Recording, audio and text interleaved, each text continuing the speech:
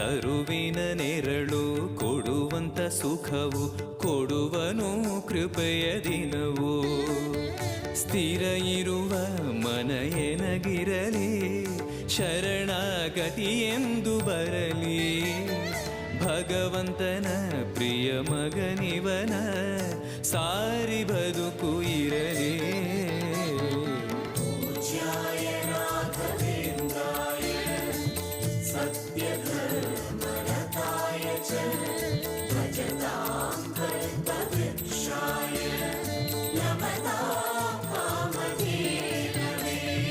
ಆಲಯವೆಂದರೆ ಮಂತ್ರಾಲಯವೇ ಬೇರೆ ನಾ ಅರಿಯಲಾರೆ. ರಾಜನು ಎಂದರೆ ಶ್ರೀ ಗುರು ರಾಜನೇ ಮತ್ತು ನಾ ತಿಳಿಯಲಾರೆ.